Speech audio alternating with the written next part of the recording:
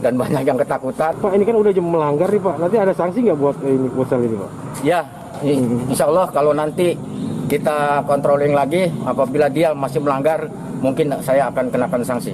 Usai membubarkan tempat futsal, Satgas COVID-19 Kecamatan Mauk melanjutkan operasi dengan menertibkan pedagang yang masih beroperasi di atas pukul 9 malam. Para pedagang diminta untuk mentaati aturan PPKM level 3 yang berlaku hingga hari Minggu ini. Syahbudinatar melaporkan dari Kabupaten Tanggerang, Banten. Saudara, 4 rumah di Jalan PWS Medan, Sumatera Utara hangus terbakar. Kebakaran diduga akibat korsleting listrik dari salah satu rumah warga. Menurut warga, api muncul dari salah satu rumah semi permanen dan menjalar ke 3 rumah lain di kawasan permukiman padat penduduk ini. 12 unit mobil pemadam kebakaran diterjunkan untuk memadamkan api. Tidak ada korban jiwa dalam peristiwa ini. Sementara itu, saudara, sebuah musola di Desa Gampung Jalan, Kecamatan Nurus Salam, Kabupaten Aceh Timur, Aceh, ludes terbakar. 2 mobil pemadam kebakaran BPBD Aceh Timur dikerahkan untuk memadamkan api. Menurut salah seorang warga, api berasal dari meteran listrik dan menyambar tenda.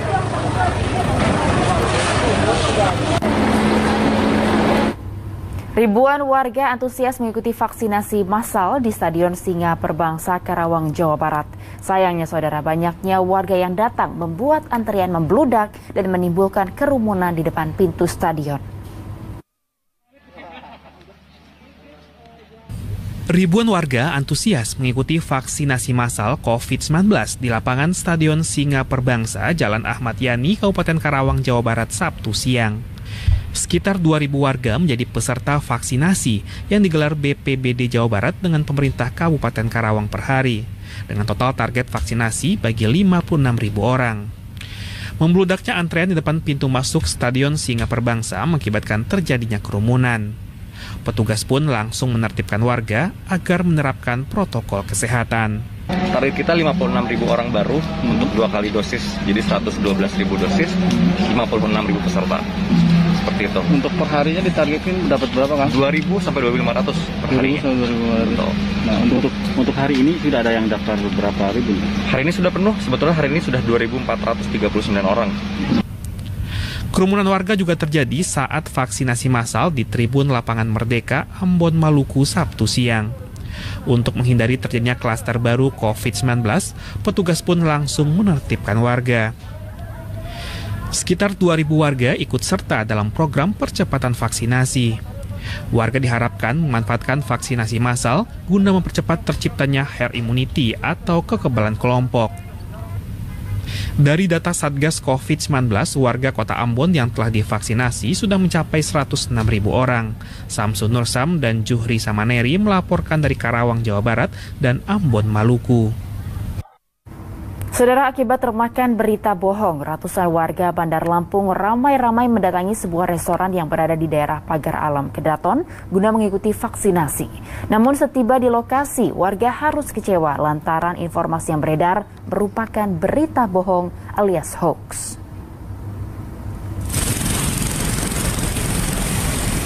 Sabtu pagi, ratusan orang mendatangi sebuah restoran di Jalan Zainal Abidin, Pagar Alam, Kedaton, Bandar Lampung. Mereka mengaku hendak mengikuti vaksinasi setelah mendapat informasi jadwal vaksin dari media sosial dan melalui aplikasi pesan singkat WhatsApp. Namun ternyata kabar yang diterima warga itu merupakan berita bohong alias hoax.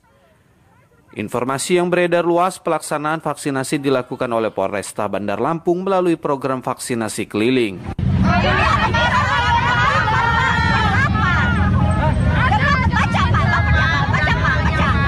Sejumlah warga yang sudah mengantre sejak pukul 5 pagi mengaku kecewa.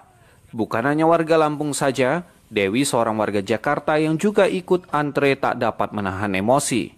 Lantaran dirinya sudah menunggu selama 2 minggu untuk mendapat jadwal vaksin kedua. Tadi kita ke Unila itu vaksin yang kedua. Jadi kita disuruh datang ke sini jam 8 sampai jam 1 siang ada vaksin di Pizza Hut. Yang ngadain Polresta. Oke, dengan adanya pembubaran ini atau pembatalan ini gimana? Ya, kita kecewa lah, kita nggak bisa pulang, kita mau pulang, harus ada surat vaksin. Ibu dari mana, Bu? Saya dari Jakarta, udah 2 minggu di sini nggak bisa pulang. Sementara itu, pihak manajemen restoran membenarkan jika di tempat mereka akan diadakan vaksinasi, namun hanya diperuntukkan bagi karyawan restoran. Aris Susanto melaporkan dari Bandar Lampung, Lampung. Saudara, aparat Polres Lok Sumawe Aceh menetapkan 2 tersangka dalam kasus kerumunan di Pasar Impres Lok Sumawe pada 14 Juli lalu. Salah seorang tersangka yakni selebgram Herlin Kenza yang saat kejadian tengah melakukan promosi barang-barang di toko grosir. Selebgram Herlin Kenza memenuhi panggilan aparat Polres Lok Sumawe guna menjalani pemeriksaan. Setelah 8 jam diperiksa, Herlin ditetapkan sebagai tersangka dalam kasus kerumunan di Pasar Impres Lok Sumawe pada 14 Juli lalu. Selain Herlin, polisi juga menetapkan seorang tersangka lain berinisial KS. Tersangka KS merupakan pemilik toko grosir yang mengundang Herlin untuk mempromosikan barang-barang di toko miliknya. Alhamdulillah lancar-lancar aja. Pokoknya minta doanya semuanya. Semoga lancar ya, itu aja. Terus kalau untuk lanjutannya bisa tanya sama pihak kepolisian aja ya. Terima kasih.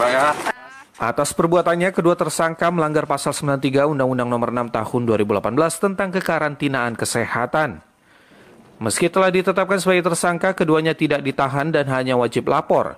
Selain itu, mereka juga diwajibkan membayar denda 100 juta rupiah. Dasar objektif dan atas dasar subjektif teman-teman kita ya yang tersangka ini baik itu KS dan HK memang tidak dilakukan penahanan ya, tidak dilakukan penahanan. Ada dasarnya, dasar objektif dan dasar subjektif. Dasar subjektif salah satunya adalah ya bahwa tersangka ini kooperatif, tersangka ini tidak akan menghilangkan barang bukti, tidak mengulangi perbuatannya. Ya, ada salah satu dasar subjektif kenapa tersangka KS dan saudari HK tidak dilakukan penahanan. Sebelumnya, polisi juga telah memeriksa 8 orang saksi. Selain itu, 3 anggota polisi yang melakukan pengawalan saat kejadian juga turut diperiksa. Mukhtaruddin Yaakob melaporkan dari Lok Sumawe, Aceh. Informasi selanjutnya, saudara, polisi memeriksa 6 orang terkait insiden dugaan penganiayaan yang dialami perawat Rumah Sakit Dr. Gunawan Mangunkusumo, Ambarawa, Kabupaten Semarang oleh keluarga pasien meninggal COVID-19. Mereka adalah ketiga korban penganiayaan, yaitu 2 perawat dan seorang petugas keamanan, serta seorang pelaku dan 2 anggota keluarga pasien.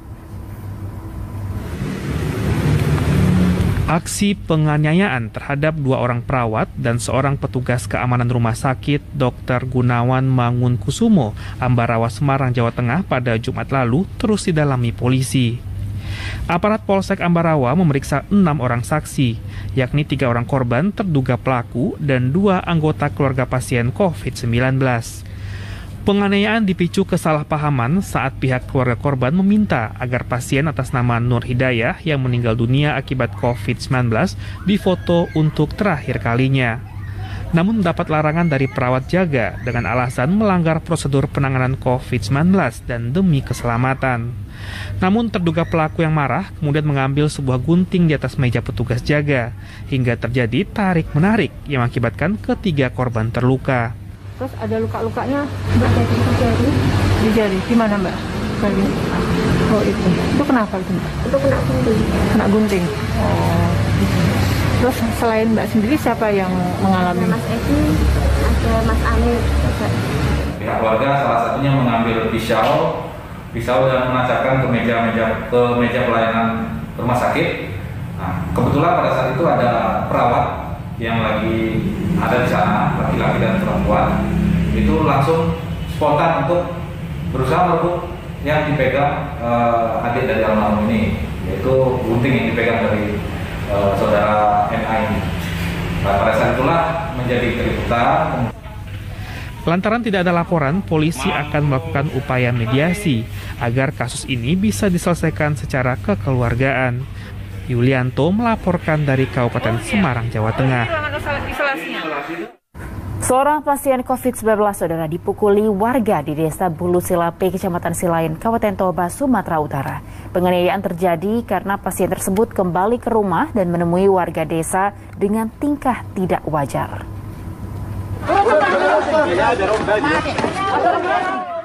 Kasus pemukulan terhadap pasien COVID oleh warga Sibulu Lape, Kecamatan Silain, Kabupaten Toba, Sumatera Utara sempat viral di media sosial. Korban dianiaya oleh warga yang kesal atas perilaku si pasien yang berpotensi menularkan COVID-19. Peristiwa yang terjadi pada Kamis lalu berawal saat Selamat Sianipar, pasien COVID-19 keluar dari gubuk isolasinya. Bukannya berjaga diri dari lingkungan, Selamat justru sengaja mendatangi warga lalu meludahi tangannya dan menyentuh warga yang ditemui. Sontak aksi ini pun memicu amarah warga yang langsung melakukan pemukulan. Kejadiannya beberapa hari yang lalu bahwa dilaporkan kepada kami bahwa ada keluarga kami yang positif. Kami datang pertama dari Polsek Cilaed untuk menghimbau untuk isolasi mandiri. Dan sudah dilakukan, rupanya adalah sedikit mungkin trouble di desa, sehingga kemarin hari Jumat kami bawa ke Rumah Sakit Persea untuk diobati COVID-nya, Pak. Setelah diperiksa, udah ini dibilang corona gitu. Sampai dibilang corona, udah ini dibawa pergi ke Sianipar, diisolasi di Sianipar. Tapi gara-gara tempatnya tidak memungkinkan di Sianipar, lokasinya itu nggak ada lampu, udah ini takut keluar dari situ, dari rumah yang isolasi.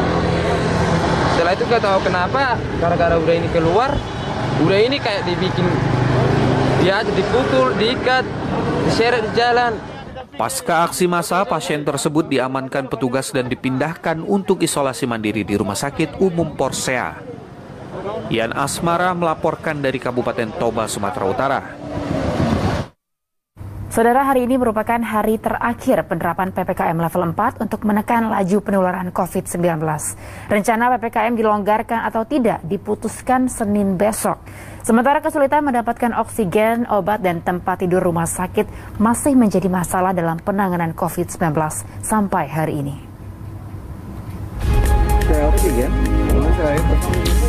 Nenek ini terbaring di atas bak mobil terbuka dengan dikelilingi keluarganya. Ironisnya, ini terjadi di depan instalasi gawat darurat rumah sakit, yakni RSUD di Keluarga Ciamis, Jawa Barat. Payung dibentangkan di atas tubuhnya yang lemas agar terik matahari tak membuatnya tambah sesak. Ya, nenek ini menderita gejala sesak napas dengan hasil tes COVID negatif. Namun krisis oksigen di rumah sakit membuat nenek ini tak dapat ditangani. Tapi ini kan situasi di mana-mana sama, jadi kita konsenkan atau jelaskan ke keluarga kondisinya seperti ini, bahwa kita berusaha maksimal, tapi ada pemberitahuan dulu di depan. Karena kan oksigen itu kita dari pihak luar gitu. Krisis oksigen terjadi menyebar di penjuru tanah air.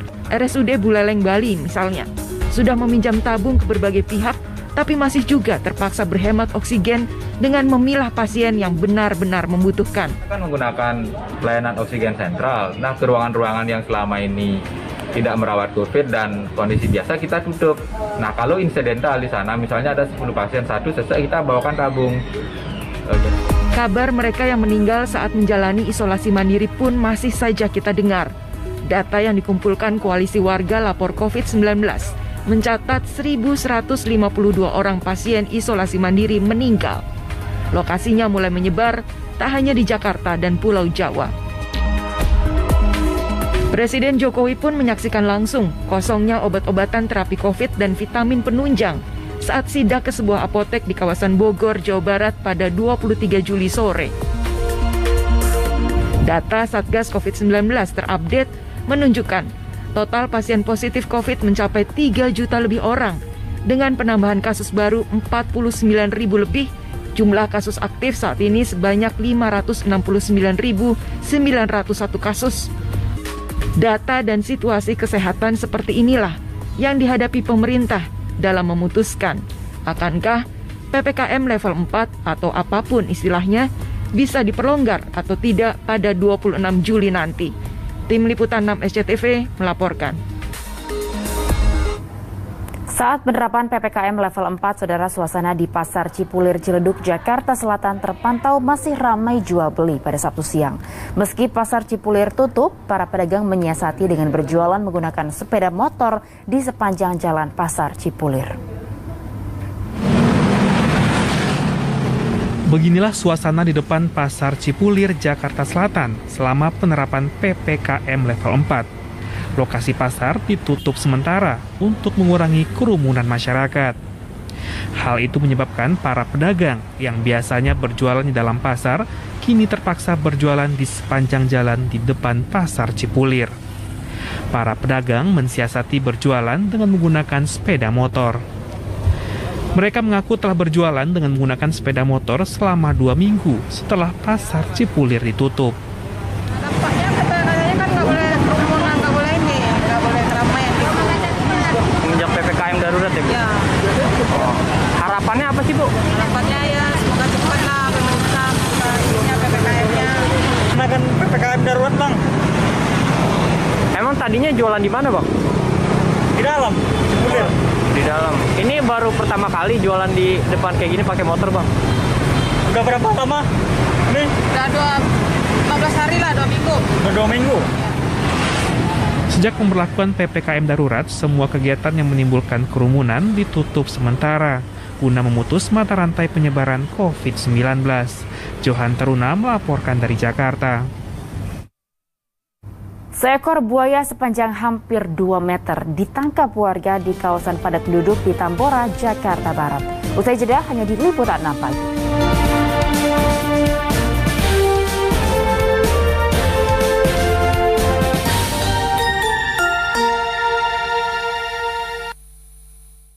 Biar tenang, tarik nafas. Indomie kuah, hangatnya endes. Bikin nyaman di rumah. And let me know, cause I'm not shy. Not shy, not me. I'm down, so down. Not shy, not me. Know what I want, and I'm not shy. 9 dari 10 wanita setuju. Fit Me Powder dari Maybelline New York. Kurangi minyak berlebih hingga 12 jam. Dengan SPF 28, ringan untuk sehari-hari. Dapatkan Fit Me Powder harga baru. Sari Gandum Big Pack, gue banget. Buat sharing rame-rame, isinya nggak pelit cuy, anti berantakan. Cocok juga buat online, non-stop seharian.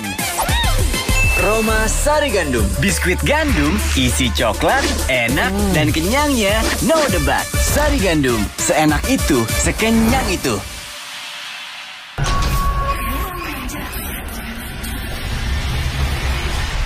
Ayah, minyak gorengnya mana?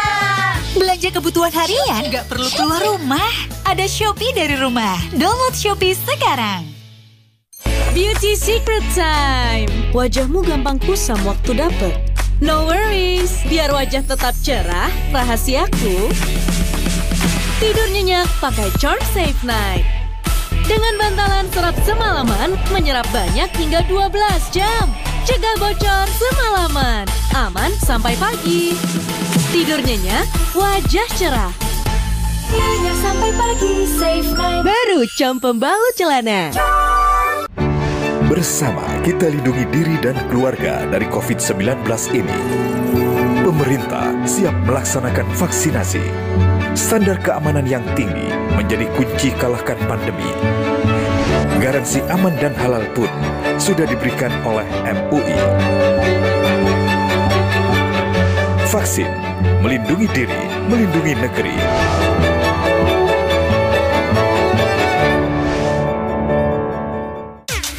Sari Gandum Big Pack, gue banget. Buat sharing rame-rame, isinya nggak pelit cuy, anti berantakan.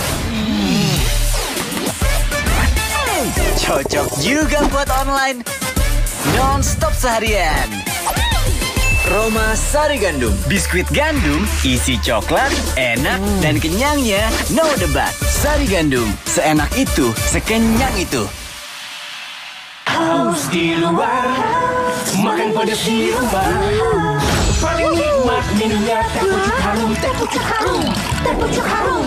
Mau di dalam atau di luar rumah, minumnya teh pucuk harum. Bikin seger di mana aja. Ma, bila perlu habis sarapan minum Imbus. Iya. Siang lagi ya? Iya. Makasih imbusnya sayang. Di usia mama, jaga daya tahan tubuh penting. Aku pastiin mama minum Imbus yang jaga daya tahan keluargaku. Imbus. Sari Gandum Big Pack. Gue banget. Buat sharing rame-rame.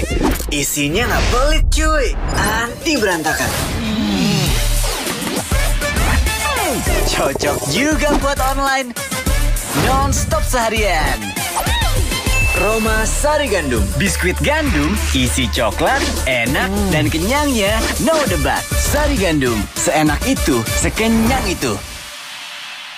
Mau tahu rahasia wajah cerahku waktu dapet? Tidur nyenyak pakai Charm Safe Night. Bantalan serat semalamannya menyerap banyak hingga 12 jam. Cegah bocor semalaman. Tidur nyenyak, wajah cerah. Nyenyak sampai pagi, Safe Night Charm. Duh, tugas online numpuk bikin bad mood.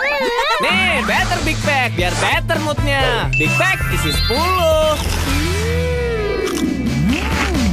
Better moodnya, finish tugasnya. Better Big Pack isi 10 buat di rumah. Haus di luar, makan pedas di rumah.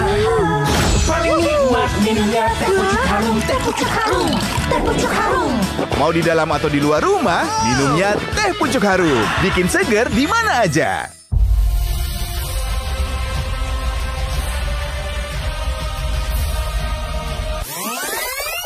Belanja kebutuhan harian nggak perlu keluar rumah. Ada Shopee dari rumah. Download Shopee sekarang.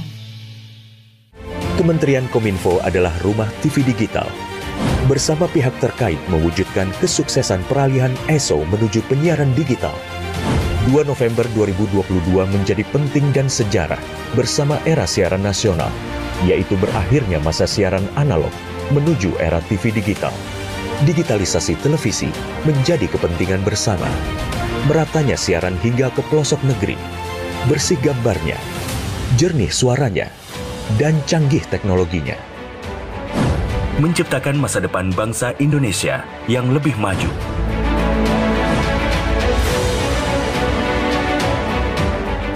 Sariwangi sasetnya 1 ya. Kasih. Bu. Uangnya. Loh, saya udah bayar. Sariwangi sekarang lebih murah. Kemasan baru hanya 1.000. Pak, ngeteh dulu. Sariwangi saset. Sari Gandum Big Pack. Gue banget. Buat sharing rame-rame. Isinya nggak pelit cuy. Anti berantakan. Cocok juga buat online. Non-stop seharian. Roma Sari Gandum, biskuit gandum, isi coklat, enak dan kenyangnya no debat. Sari Gandum, seenak itu, sekenyang itu. Dengan bertambahnya usia, tubuh mengalami perubahan.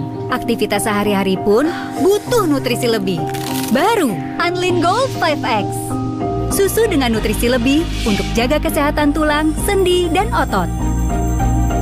Yakin susu pilihanmu cukup? Pilih yang lebih. Untuk kekuatan, kelenturan, dan energi sepanjang hari. Bebas bergerak tanpa khawatir di usia emas. Pilih yang lebih. Anlin Gold 5X. Citato berasal dari bibit unggul pilihan yang ditanam oleh para petani lokal, hasilkan kentang asli terbaik. Yang buat Citato jadi berasa banget enaknya.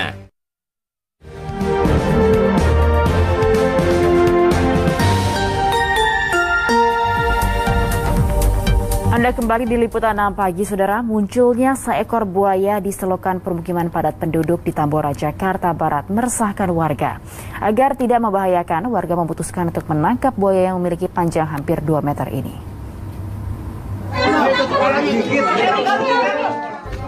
Menggunakan peralatan seadanya, warga Duri Selatan, Tambora, Jakarta Barat menangkap seekor buaya. Reptil sepanjang hampir 2 meter ini ditemukan berada dalam selokan permukiman padat penduduk.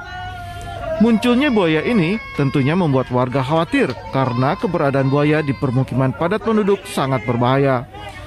Berhasil ditangkap, warga kemudian memanggil petugas pemadam kebakaran sektor Tambora untuk mengevakuasi buaya.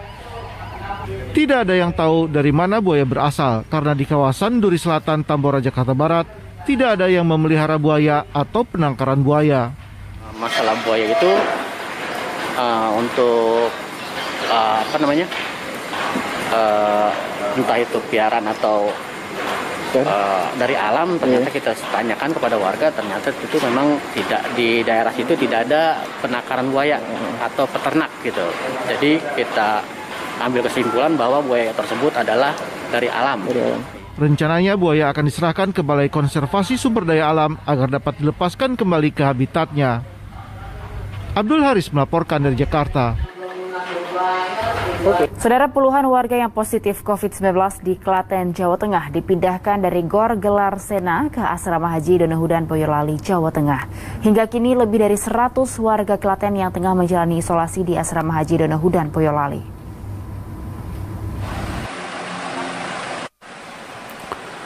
Sabtu siang, puluhan warga Kabupaten Klaten yang positif COVID-19 ini dibawa ke Asrama Haji Donohudan Boyolali, Jawa Tengah. Mereka diangkut menggunakan 3 armada bus polisi dari Gor Gelar Sena menuju ke Asrama Haji Donohudan guna menjalani isolasi terpusat. Selain Asrama Haji Donohudan, pemerintah Kabupaten Klaten telah menyiapkan tempat isolasi terpusat bagi warga positif COVID-19 tanpa gejala maupun gejala ringan. Hal ini bertujuan untuk memisahkan antara warga yang terpapar COVID-19 dan warga yang masih sehat, guna memutus rantai klaster keluarga dan penyebaran virus. Hingga kini terdapat 102 warga Kabupaten Klaten yang menjalani isolasi di Asrama Haji Donohudan. Evakuasi masyarakat Klaten kita bawa ke Donohudan itu sampai besok hari Minggu. Selanjutnya setelah itu nanti kita fokuskan untuk segera memenuhi yang ada di Gor ini ataupun yang sudah kami siapkan tingkat kabupaten, kecamatan, dan desa. Selama menjalani masa isolasi, pemerintah Kabupaten Klaten berjanji akan menjamin kebutuhan makanan dan obat-obatan bagi warga yang terpapar virus COVID-19. Krisna Agung melaporkan dari Klaten, Jawa Tengah.